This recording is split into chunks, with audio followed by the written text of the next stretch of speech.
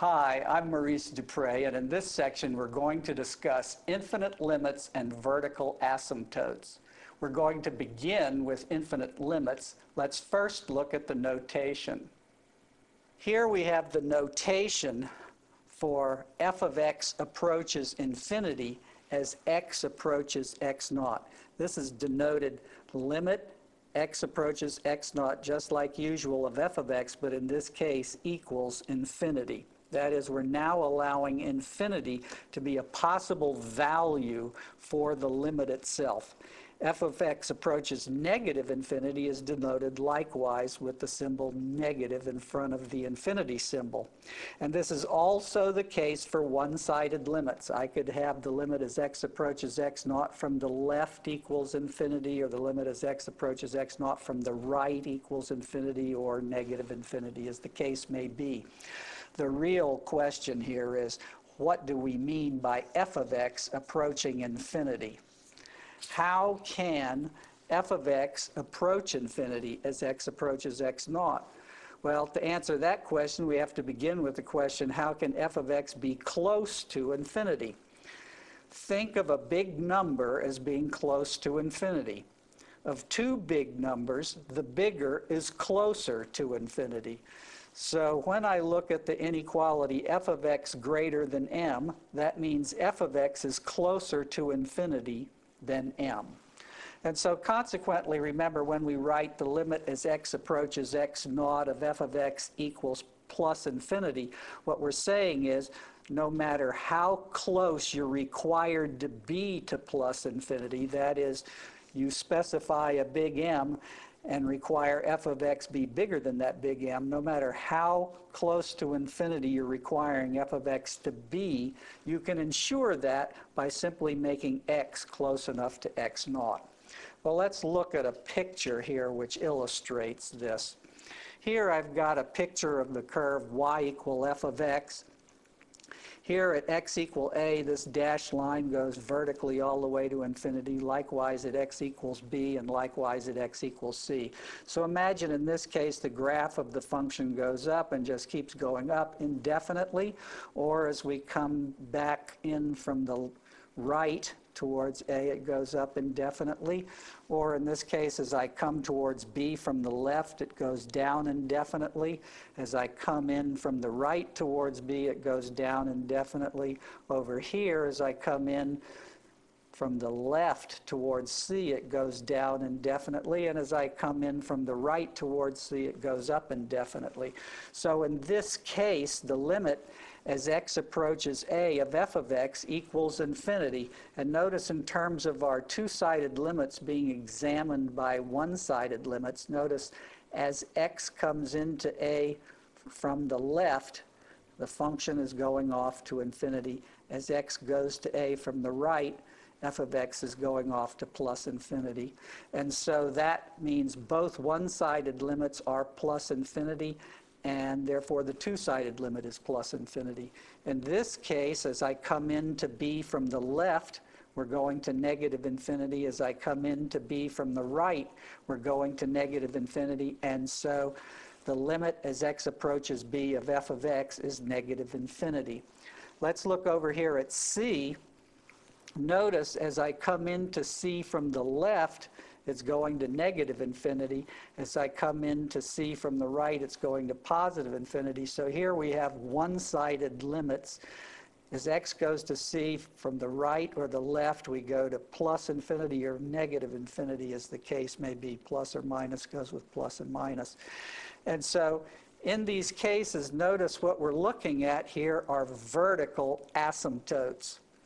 So these conditions of having infinite limits, either plus infinity or negative infinity at a point, and notice it can be just a one-sided limit, that will give you a vertical asymptote. So the formal definition is the line x equal a is a vertical asymptote of the graph of a function y equal f of x if either the limit as x approaches a from the right of f of x is plus infinity or minus infinity, or the limit as x approaches a from the left of f of x is either plus infinity or negative infinity. In other words, any one of those cases will suffice. For instance, if you have limit as x approaches a from the left of f of x equals plus infinity, that means you have a vertical asymptote at x equals a. You don't have to have both sides having a limit. All you have to have is one side of the limit, any one-sided limit, giving you either plus infinity or negative infinity, and then you have a vertical asymptote. Now let's look at an example with infinite limits. Here, I'm examining the limit of the quantity 1 over x squared minus 4 as x approaches 2 from the right, again as x approaches 2 from the left, again as x approaches negative 2 from the right, and again as x approaches negative 2 from the left. So we've got 4 one-sided limits to look at, and the points we're looking at are negative 2 and 2. So here on this number line, I'll schematically write those down. Negative 2, maybe I'll put a 0 and a 2. So we want to see what happens as we come into 2 from the right, what happens as we come into 2 from the left, what happens as we come into negative 2 from the right, and what happens as we come into negative 2 from the left.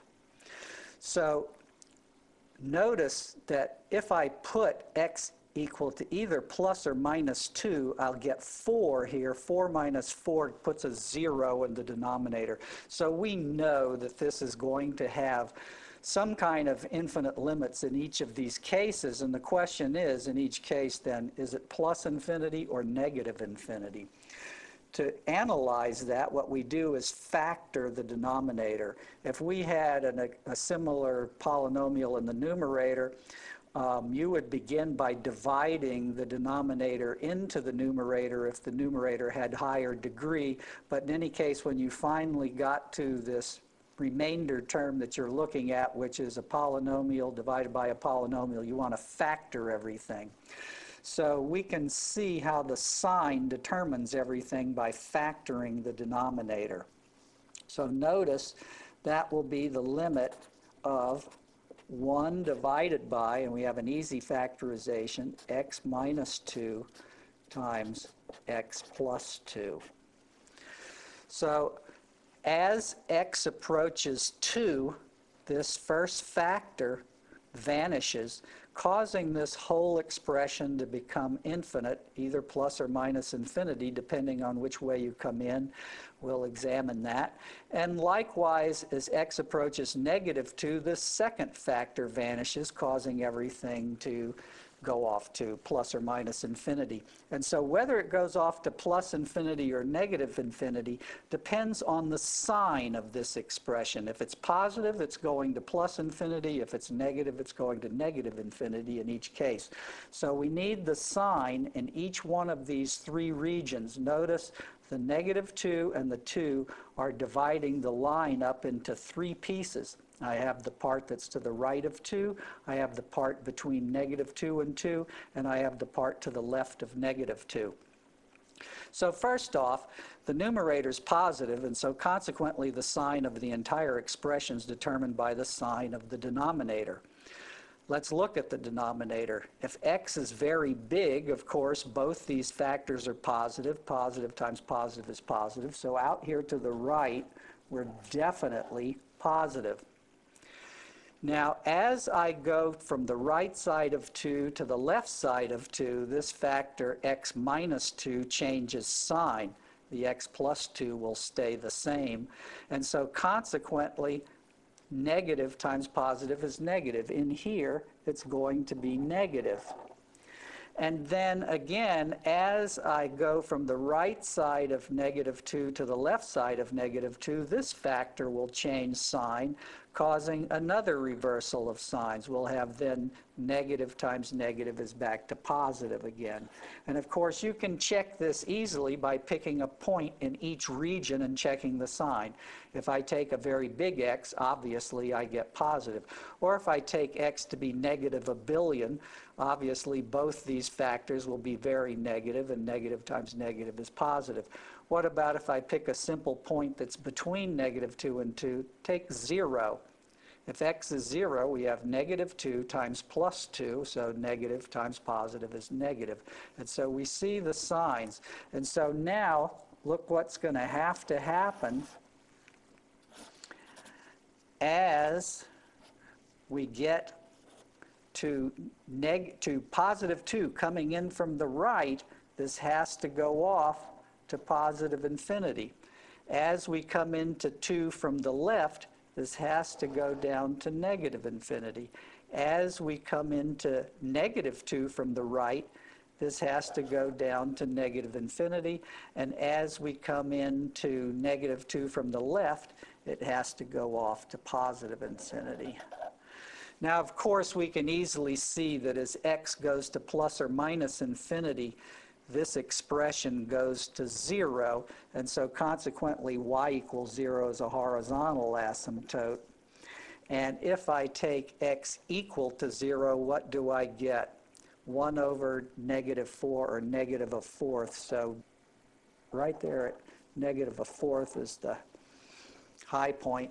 And so that's roughly what our graph looks like. And you see we have vertical asymptotes at both x equal negative 2 and x equals positive 2. And of course, you see that we have one-sided limits being infinite at each of these points. And of course, notice the two-sided limit at x equal 2 does not exist, because from the right we're getting plus infinity, from the left we're getting negative infinity. And likewise, the two-sided limit at x equal negative 2 does not exist, because coming in from the left we're getting positive infinity, coming in from the right we're getting negative infinity. Let's look at another example involving infinite limits. Here I have the expression x squared minus 3x plus 2 divided by the quantity x cubed minus 2x squared. And I want to take the limit first as x goes to 0 from the right, and then as x goes to 2 from the right, then as x goes from 2 to the left, and then I want to look at the situation for x approaching 2. In other words, all those limits I want to examine. So whenever we have an expression like this, the first thing you want to do is know we've got a denominator. Let's see what happens if I put these numbers into the denominator. Notice if I replace x by 0, the denominator is 0. The numerator is 2, so that would indicate an infinite limit. If I replace the x by 2 in the denominator, I have 2 cubed is 8, minus 2 times 4 is again 8, so 8 minus 8 is 0. So if I replace the x by 2, I'm getting 0 in the denominator. And so consequently, we have a possibility of infinite limits at any one of these places. Now, what about the numerator? If I replace x by 2 in the numerator, I have 2 squared is 4, minus 6, that's negative 2, plus 2 is 0. So in the case where I replace x by 2, both the numerator and the denominator will vanish. Well, remember, if replacing x by 2 gives you 0, that tells you right off that x minus 2 is a factor. And so consequently, our numerator and our denominator both have a common factor of x minus 2. So we can write this limit as x minus 2 times another factor divided by x minus 2 times another factor.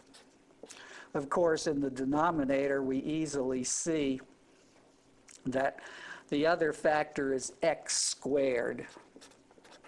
In other words, we can factor out a common factor of x squared from both terms and easily get this factorization of the denominator. In the numerator, our other factor is obviously x minus 1. Checking the cross term, negative 2x minus x is negative 3x, and the negative 2 times negative 1 gives the plus 2. So remember, factoring is always going to be easy when you know some of the factors to start with. And that's the case here. Just by putting in the numbers, we're tipped off. Now, whether or not we have infinite limits is going to depend on whether everything stays finite in the numerator while the denominator goes to 0. Notice we can cancel the factors of x minus 2, and so we have the limit x minus 1 over x squared. And so now when I look at this, I see, well, that's got a perfectly well-defined limit as x approaches 2. Namely, as x approaches 2, we just replace the resulting limit will be gotten just by replacing x by 2. We have 2 minus 1 is 1 over 4. And so the limit as x approaches 2 of x minus 1 over x squared is 1/4. And so consequently, as x approaches 2, this quantity has limit 1/4. Well, we know when we have a two-sided limit, that automatically gives us either one-sided limit. That is, both of those one-sided limits will also be 1/4. What about the limit as x approaches 0 from the right? Well, notice if I replace x by 0 here in the numerator, we get negative 1 for the numerator. So as x goes to 0 from either side, the numerator becomes negative. On the other hand, the square of anything is positive. And so consequently, negative over positive is negative. And so therefore, as x goes to 0 from either side, we have to be getting negative infinity. So we then finally have limit as x approaches 0 from the right of x squared minus 3x plus 2 over x cubed minus 2x squared equals negative infinity. Limit as x approaches 2 of x squared minus 3x plus 2 divided by x cubed minus 2x squared is simply 1/4. Let's look at an example where we use infinite limits and vertical asymptotes to help us with graphing. Here, I want to graph the expression y equals x squared divided by the quantity x minus 1. Of course, that doesn't make sense for x equal 1, so implicit here is the provision x is not equal to 1. And of course, as x goes to 1 from either side, something's going wrong. The numerator goes to 1 and the denominator goes to 0. Now, to the right of 1, the denominator is positive. To the left of 1, the denominator is negative. And since the numerator is a square always positive, we see right away that the limit as x approaches 1 from the right, x squared over x minus 1, is positive infinity. And if it goes to 1 from the left, it's negative infinity. And so consequently, we have right off been tipped off to this type of phenomena for the graph. We have a vertical asymptote at x equal 1. And we know that our graph is going off to positive infinity as we come into 1 from the right, and it's going down to negative infinity as we come into 1 from the left. On the other hand, if I set x equal to 0, notice the numerator is 0, the denominator is negative 1, 0 over negative 1 is 0. So 0, 0 is a point on this graph. So let's just extend our graph up to here. Now, when I look at this expression, I see right off that the numerator has degree 1 more than the denominator. So if I divide the denominator into the numerator by long division, what I will get is that y is simply x plus 1 plus the quantity 1 over x minus 1. Now, when I look at this way of writing y, what I see is that as x goes to plus or minus infinity, this term will go to 0, and therefore the graph will closely resemble simply the graph of y equal x plus 1.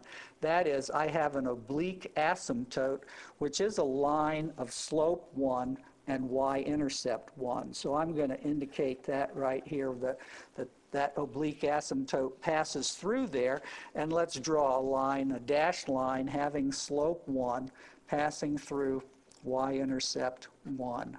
And so that's our other oblique asymptote. And so now you see, really, we have to be going back out like this, and down here we have to be coming back down like that. So a more accurate picture of our graph then would be this picture, which we can now draw. We draw both our asymptotes, and I'll make it bigger so that we can easily see it.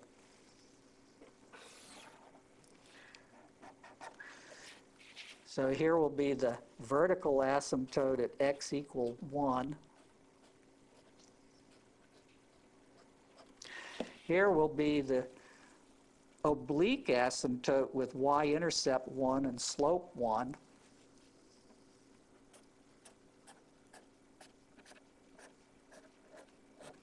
We know that our graph hits the origin, and correspondingly, if I go over to 2, remember f of x is x squared divided by x minus 1. If I put x equal to 2, I get 4 divided by 1 is 4.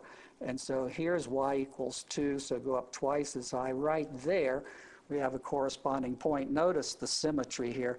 The graph we're getting is what's called geometrically a hyperbola. We come down from infinity at this vertical asymptote, hit that point, and then go back out to positive infinity. Over here on the left, remember, we're coming up from negative infinity. We go to 0, and then we go back out on our oblique asymptote. And so there you see, with the help of those two asymptotic dotted lines as guidelines and just a couple of points, we get a very nice picture of a hyperbola. Now let's look at a problem where we sketch a curve with certain requirements given to us. Sketch the graph of a function y equal f of x that satisfies the given conditions. No formulas are required, just label the coordinate axes and sketch an appropriate graph. So here's our first set of conditions. F of 0 equals 0. F of 1 equals 2, f of negative 1 equals negative 2. The limit as x approaches negative infinity of f of x equal negative 1, and the limit as x approaches infinity of f of x equal 1. We want to just sketch any curve, graph of a function that satisfies these 5 conditions. So I've drawn a set of coordinate axes here, put a scale on it, and for convenience I've put dashed lines horizontally at height +1 and -1. So let's start with the values that were given. F of 0 equals 0 tells us the origin is a point on the graph. F of 1 equals 2 tells us the point 1, 2 is on the graph, over 1 up 2. The condition f of -1 equals -2 tells us the point -1, -2 is on the graph. Go back to the left 1 and down 2. So now we have these 3 points. On the other hand, the condition limit as x approaches negative infinity of f of x equal -1 is telling us that y equal -1, this lower dashed line, is a horizontal asymptote. And so as we draw our graph back in this direction, we want to indicate that it's getting very close to that horizontal dashed line, y equal -1. The next condition, limit as x approaches infinity f of x is equal to 1, is telling us that y equal 1 is a horizontal asymptote. And so as we go out to positive infinity, we want to get ever closer to this horizontal dashed line. So, for instance, one way, simplest way we could do this would be come in here like this, come up, and then as we come to that point, just start down, come through the origin, then come through the point -1, -2, and now let's go out on our horizontal asymptote, y equal -1. Very simple. Of course, there are a lot of options here. For instance, we could come in from positive infinity on the right, below that, come up like this, then we could come down. We could have no limit at this, nice tangent there. We could have like a vertex we could make and come in like this and come over here and just really make things wiggly. But then as we go out on our horizontal asymptote. So there are a lot of possibilities here. There's no unique answer. Just any way you can draw a curve passing through these 3 points so that you come in along y equals 1, go through the 3 points, and go out along y equal -1. Let's look at a problem in curve sketching where we have both horizontal and vertical asymptotes. Sketch the graph of a function y equal f of x that satisfies the given conditions. No formulas are required. Just label the coordinate axes and sketch an appropriate graph. Let's begin with some conditions. Here we have f of 0 equals 0. The limit as x approaches plus or minus infinity of f of x equals 0. The limit as x approaches 1 from the left of f of x equal infinity, and the limit as x approaches -1 from the right of f of x equal infinity. So those are our conditions. Okay, so now I have drawn coordinate axes. The horizontal axis I'll label x. The vertical axis will label y. Our first condition, f of 0 equals 0, tells us that this point here at the origin is a definite point on our graph. Other than that, we have no definite points specified. Now, the next condition, limit as x approaches plus or minus infinity of f of x equals 0, is telling us that the horizontal axis y equals 0, that's the x-axis itself, is a horizontal asymptote. It's to be obeyed as we go out to plus infinity and as we go to negative infinity. So I'm going to be coming in from positive infinity along the x-axis that is very close to it.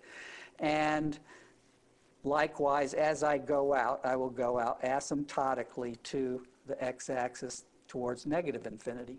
Now, the next condition says the limit as x approaches +1 from the left of f of x is positive infinity. So here's my dotted vertical line, x equals 1.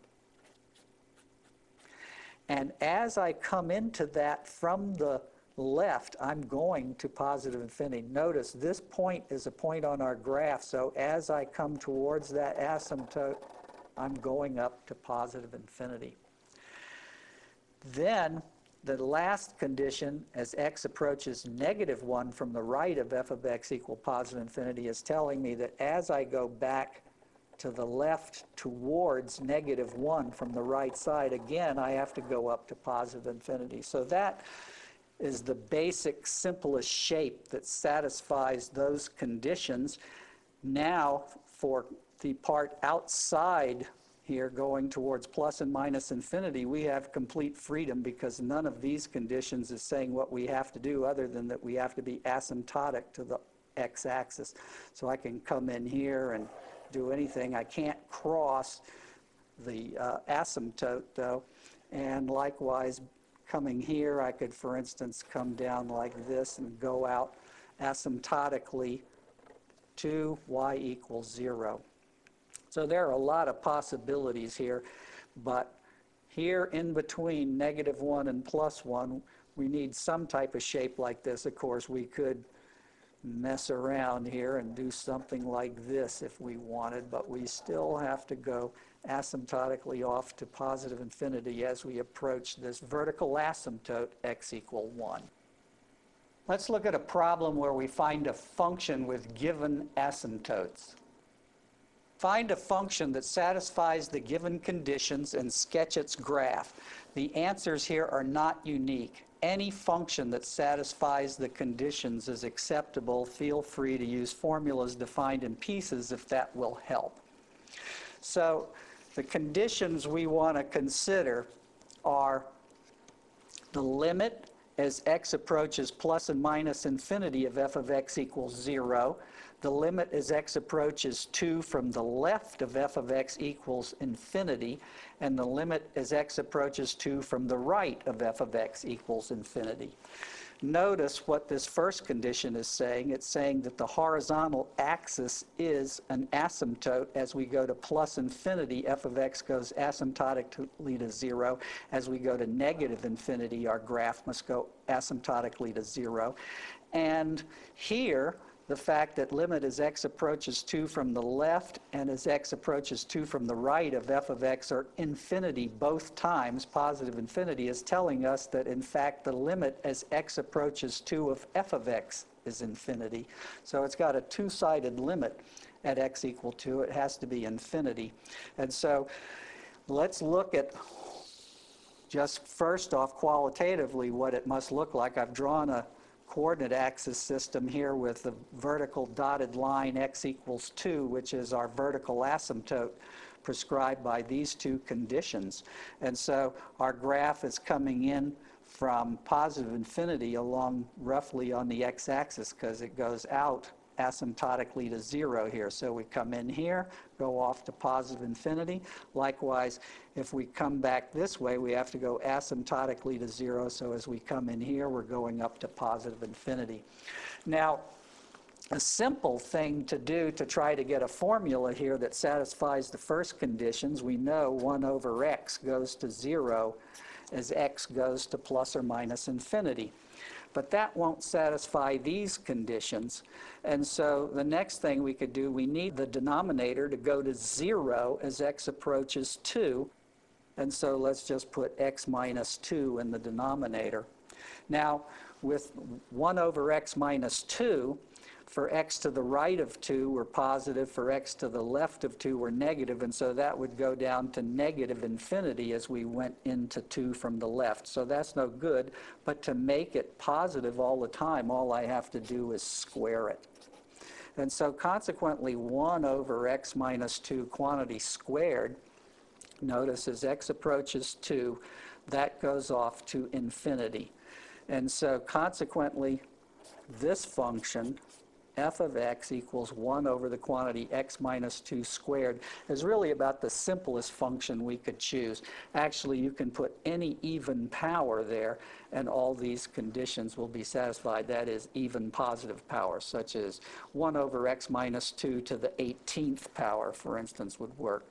In any case, the graph here goes asymptotically out to 0 at negative infinity, asymptotically to 0 at positive infinity, and goes up to infinity as we approach 2 from either side.